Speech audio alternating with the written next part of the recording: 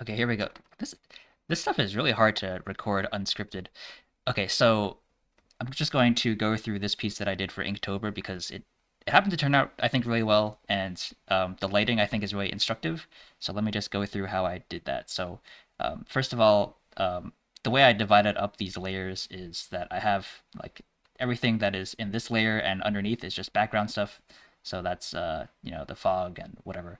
Uh, so where we really get into the good stuff is on the character here, and I started with just the base like flat colors. So if I just isolate this layer, this is pretty much colors that are straight off the reference sheet, and there's no lighting of any kind in this layer going on. And so this is just like from the drawing basically. And what happens immediately on top of that is, let me just turn off some of the higher layers because we'll go through those one at a time. Um, but what we have on top of this is mainly happens in this one multiply shading layer. So if I isolate this layer, you can see that I filled it basically in with one solid color, and then I just painted with this bristly looking brush in eraser mode. And so you get this very monochromatic situation. And there's a little bit of airbrushing and stuff that goes on as well, but it's all done with one color, and you get these jagged, like ragged boundaries that suggest fur, which is very good, I think. I like how it turned out. And yeah, basically you have this. I just have this very strong light source that is coming from one direction, and it's illuminating like one side of the character, and you can very clearly see like what parts are in shadow and what parts are not in shadow. And there's a little bit of subtlety because not all of the it's not a like a binary transition of like whether it's fully transparent or fully colored.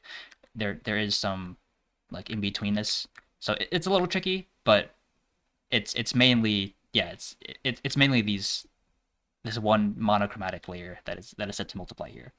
And then I did the facial features on a different group just because I thought that was easier to handle that way.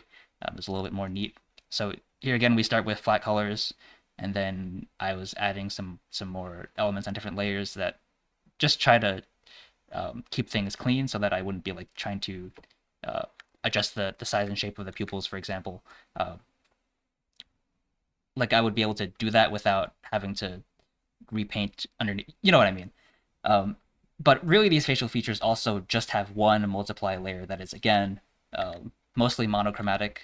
You got the same shading color, except for the nose where I added some more red color. That's to indicate sort of light bleeding through the material of the nose and like scattering around inside that material. But it's basically like this is the main shading here.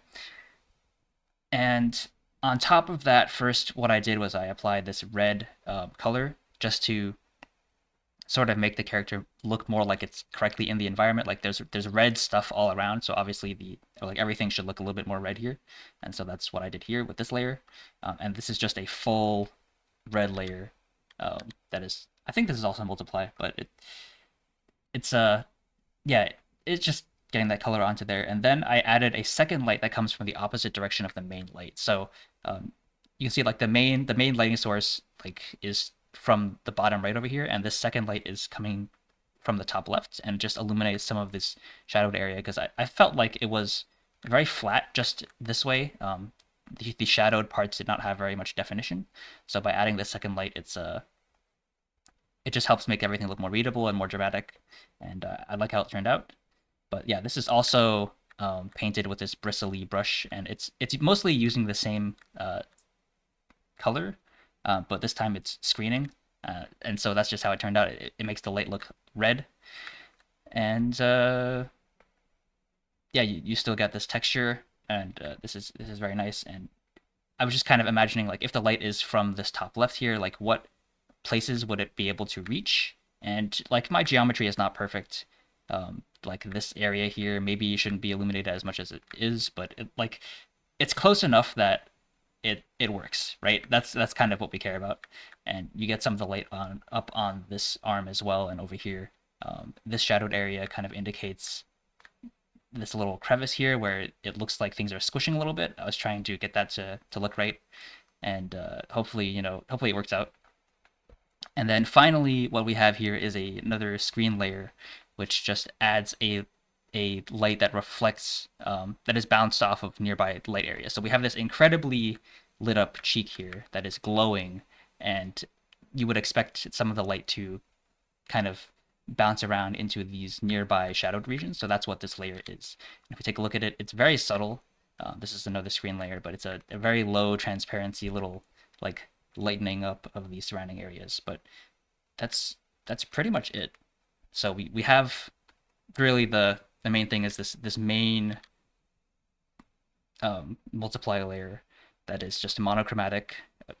I guess you could experiment with different colors, but really I think I like these to be on different layers. So we have like, for example, the multiply layers is one thing, and the red rim light is kind of on a separate layer.